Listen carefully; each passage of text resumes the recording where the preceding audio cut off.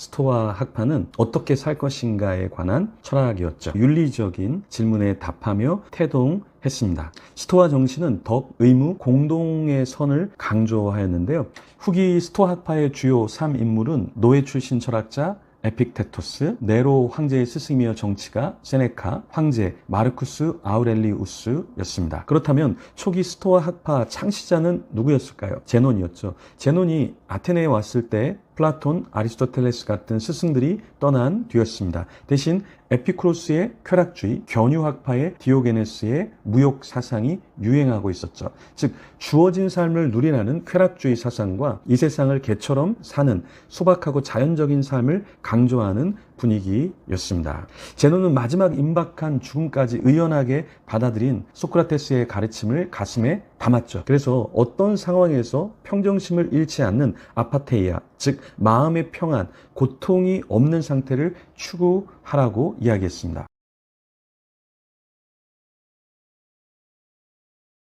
스토아 철학은 개인이 통제할 수 있는, 예를 들어서 생각이나 태도, 행동에 초점을 맞추고 자신이 통제할 수 없는 것, 예를 들어 외부 사건, 상황을 평정하게 받아들여야 한다, 이렇게 이야기했죠. 제논의 사상은 유물론적이었죠. 그래서 모든 것은 물질이다, 이렇게 이야기했습니다. 즉 정신도 영혼도 다 물질이다라고 생각했죠. 이런 제논은 헤라클레이토스의 물알론을 고수했고요. 모든 본질은 불로 생성, 대립, 소멸하는 것이다, 이렇게 봤습니다. 이것을 자연의 섭리라고 이야기했죠. 그러나 우주와 세계의 조화 법칙을 부여하는 근본적인 힘이 있다고 봤는데요. 그것을 로고스라고 이야기했습니다. 스토아 철학에 따르면 로고스는 자연에 내재한 보편적인 신의 목적과 의지를 포함하고 있었습니다. 제논은 로고스 사상을 통해 범실론 사상을 가지고 있었는데요. 이런 스토아 학파의 제논의 로고스는 범실론 사상을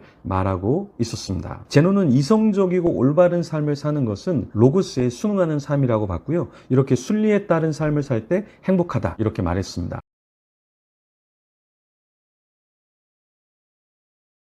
에피쿠로스는 우연한 결합을 말했지만 제논은 이성의 힘과 법칙에 따른 합리적 인과 법칙이 적용된다, 이렇게 보았죠. 결국 이런 사상은 운명론에 빠지게 했습니다. 모든 것이 다 정해져 있다라는 것이죠.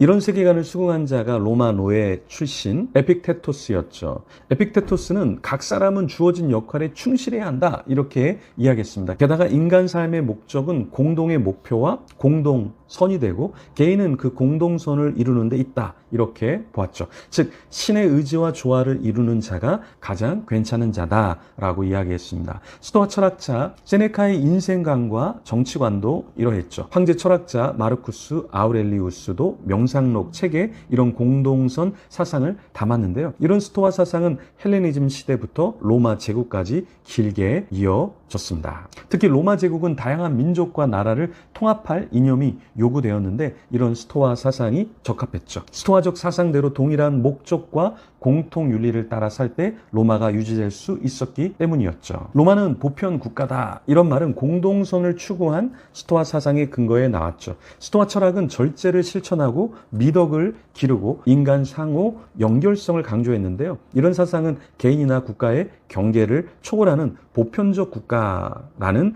개념을 추구하게 했죠. 즉 인종, 출신, 성별, 빈부로 차별하지 않고 시민주의 이념을 가지고 자연법, 즉 인간의 도덕성 및 행동을 지배하는 고유한 법칙인 자연법을 지키도록 했습니다. 이런 보편 시민 개념과 자연법 사상은 훗날 근대 계몽주의 사상가들에게 영향을 주었죠.